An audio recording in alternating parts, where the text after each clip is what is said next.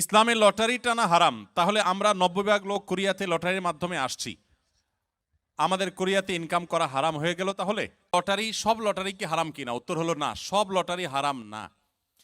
কোন লটারি হারাম আর কোন লটারি হালাল এটা আমাদেরকে জানতে হবে। প্রিয় নবী সাল্লাল্লাহু আলাইহি সাল্লাম লটারি হারাম হওয়ার কথা যেমন বলেছেন, আবার নবী করিম সাল্লাল্লাহু আলাইহি সাল্লাম বিভিন্ন সফরে যাওয়ার সময় তার একাধিক স্ত্রী ছিল, আপনারা জানেন। তাদের মধ্য থেকে কাকে নিবেন, একজন কিনলে আরেকজন নাখোশ, সেজন্য তিনি লটারি করে তারপর একজনকে নিয়ে যেতেন।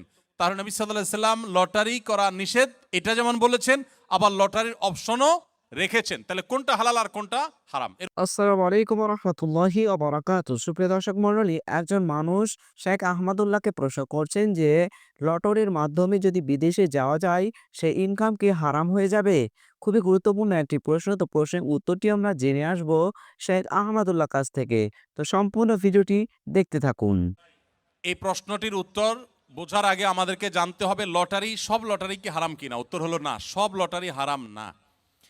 কোন লটারি হারাম আর কোন লটারি হালাল এটা আমাদেরকে জানতে হবে। প্রিয় নবী সাল্লাল্লাহু আলাইহি সাল্লাম লটারি হারাম হওয়ার কথা যেমন বলেছেন, আবার নবী করিম সাল্লাল্লাহু আলাইহি সাল্লাম বিভিন্ন সফরে যাওয়ার সময় তার একাধিক স্ত্রী ছিল, আপনারা জানেন। তাদের মধ্য থেকে কাকে নিবেন, একজন কিনলে আরেকজন নাখোশ, সেজন্য তিনি লটারি করে তারপর একজনকে নিয়ে যেতেন। তাহলে নবী সাল্লাল্লাহু আলাইহি সাল্লাম লটারি করা নিষেধ এটা যেমন বলেছেন, আবার লটারির অপশনও রেখেছেন। তাহলে কোনটা হালাল আর কোনটা হারাম? এর উত্তর হলো, দেখুন, যেখানে আপনি ইনভেস্ট করবেন, 10 টাকা দিয়ে একটা লটারির কার্ড কিনেছেন, বা 20 টাকা 50 টাকা এনি অ্যামাউন্ট, এটা দিয়ে আপনি একটা কার্ড কিনেছেন। এরপরে অপেক্ষা করছেন লটারি কখন হবে। লটারি হলো, মিলে গেছে, আপনি 10 টাকায় 40 লাখ টাকা পাইলেন, আপনি 50 টাকায় 5,000 টাকা পাইলেন। এইভাবে যে লটারি হয়ে থাকে এটা হলো জুয়া, এটা পরিষ্কার হারাম। আল্লাহ সুবহানাহু ওয়া তাআলা বলেছেন যে ইন্নাল খামরা ওয়াল মাইসিরা ওয়াল আনসাবা ওয়াল আজলাম রিজসুম মিন আমালিশ শাইতান ফাজতানিবুহু, এটা হারাম। কিন্তু যদি এমন হয় যে কোনো পেমেন্টের ব্যাপার নাই, ধরুন আপনি কোনো একটা জায়গায় কাজ করা নিয়ে ডিসিশনহীনতায় ভুগছেন, যে 5 জন আছে, 5 জনের যে কোনো 3 জনকে নেবেন, 5 জন একই যোগ্যতা সম্পন্ন, তখন লটারি করে যে কোনো 3 জনকে নিলেন, তো এইটা হারাম না, এই লটারি হারাম না।